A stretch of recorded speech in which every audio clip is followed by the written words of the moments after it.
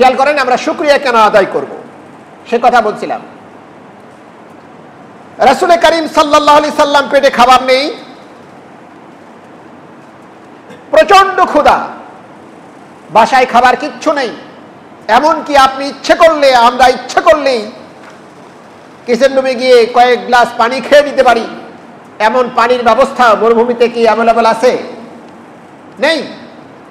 সমস্ত পানি তাদের কাছে মহামূল্যবান। কিছুই যখন খাবার নেই, রাসূল করিম সাল্লাল্লাহু আলাইহি সাল্লাম প্রচন্ড ক্ষুধার জ্বালায় বাসায় থাকতে পারলেন না, বেরিয়ে গেলেন। সুবহানাল্লাহ।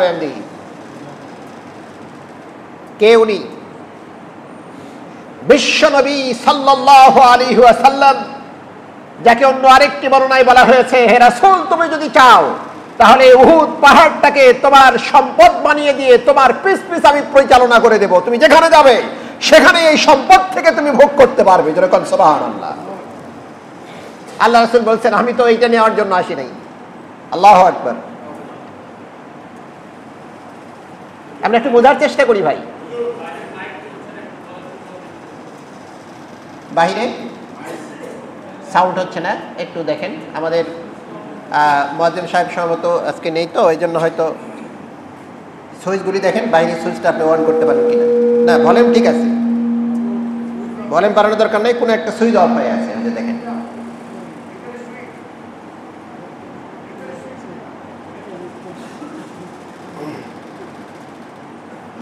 আমার ভাইরা, তাহলে দেখছিলাম আমরা কি বলছিলাম, রাসূল করিম সাল্লাল্লাহু আলাইহি সাল্লাম প্রচন্ড ক্ষুধার জ্বালায়, সহ্য হচ্ছে না।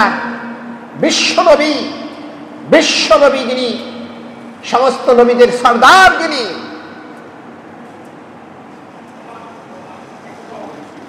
তাকে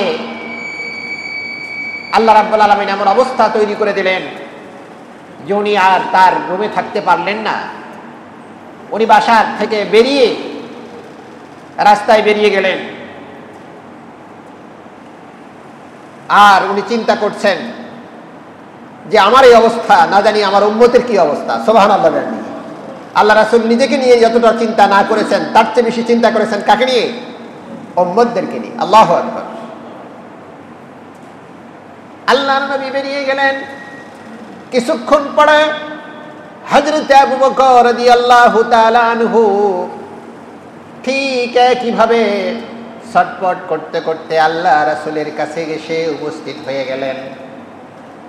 আরো কিছুক্ষণ পরে দেখা গেল, আমার ভাইরা, অর্ধ পৃথিবীর শাসক হযরতে ওমর ইবনুল খাত্তাব রাদিয়াল্লাহু তাআলা আনহু, আল্লাহ রাসূল যেখানে, আবু বকর যেখানে, সেখানে বেরিয়ে গেলেন। আল্লাহ রাসূলকে দেখে জিজ্ঞেস করলেন, ইয়া আবু বকর, মা আখরাজাকা, কে তোমাকে বের করলো এই অসময়ে? তোমাকে তোমার রুম থেকে, তোমার বাসা থেকে কে তোমাকে বের করে আজকে এই পথে বের করে দিল? হযরত আবু বকর বললেন, বুঝতে পারলেন আল্লাহ রাসূলের কি অবস্থা, বুঝতে পারলেন কি অবস্থা, বুঝতে পারলেন।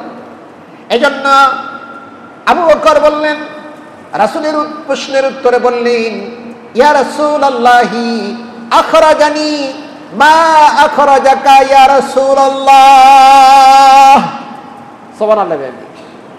ওগো আল্লাহ রাসূল, আমাকে সেই জিনিস বের করে নিয়ে এনেছে, সেই জিনিস আজকে আমাকে আমার রুম থেকে বের করে দিয়েছে, যেই জিনিস ঠিক আপনাকে আপনার রুম থেকে বের করে এনেছে। যেরকম সুবহানাল্লাহ। রাসূলকে বের করেছে কে? কথা বলেন, বুঝে থাকলে জবাব দেন। কে বের করেছে? ক্ষুধার জ্বালা। এই জন্য আবু বকর বললেন, আখরাজানি মা আখরাজাকা ইয়া রাসূলুল্লাহ, আমাকে সেই জিনিস বের করে এনেছে যা আপনাকে বের করে এনেছে। সুবহানাল্লাহ। এবার আবু বকর পালা শেষ, হযরত ওমরকে জিজ্ঞেস করলেন, ইয়া রাসূল, ইয়া ওমর, তোমাকে কে বের করেছে?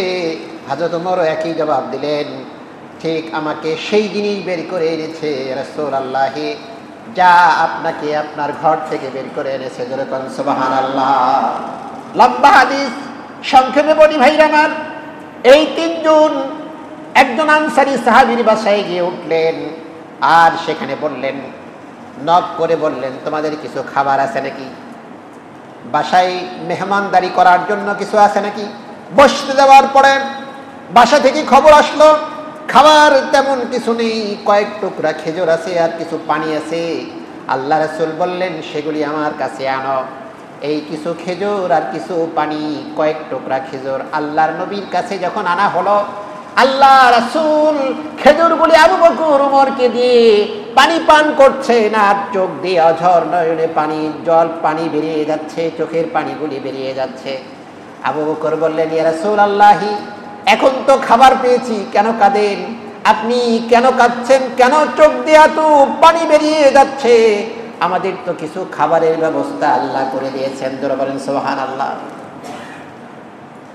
আল্লাহ রাসূল বললেন, আবু বকর, আল্লাহ রাসূল যে জবাবটা দিলেন, ভাই আমার একটু শোনার বিষয় আছে। আবু বকর কে আল্লাহ রাসূল বললেন, আবু বকর, কিয়ামতের ময়দানে আমাকে যদি প্রশ্ন করে, ইয়া মুহাম্মদ, সেই দিন প্রচন্ড ক্ষুধার পরে তোমাকে যে সুন্দর পানি এক গ্লাস পান করার সুযোগ করে দিয়েছি আমি, ওই এক গ্লাস পানির হিসাব দিয়ে তুমি আমার এই এক গ্লাস পানির হিসাব দিয়ে জান্নাতে চলে যাও, আমি মুহাম্মদ রাসূলুল্লাহ সাল্লাল্লাহু আলাইহি সাল্লাম কেমনে এই নিয়ামতের শুকরিয়া আদায় করবো সেদিন?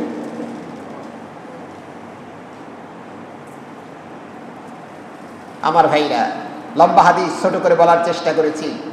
আমাদের শুকরিয়া কিভাবে আদায় করা দরকার। আমরা তো খাই দাই ফুর্তি করি, দুনিয়াটা মস্ত বড়, আমরা বলিও আবার তাই, খাও দাও ফুর্তি করো, দুনিয়াটা মস্ত বড়, তাই না? আল্লাহ দিয়েছেন, খাবো আর পান করবো, যা ইচ্ছা তাই করবো। আবার চিন্তা করি, ঈদের দিনে এত ইবাদতের মৌসুম পার করে আসলাম, একটু জোহর আর আসরের নামাজটা বাদ দিলে হয় না? আসলে না এরকম লোক?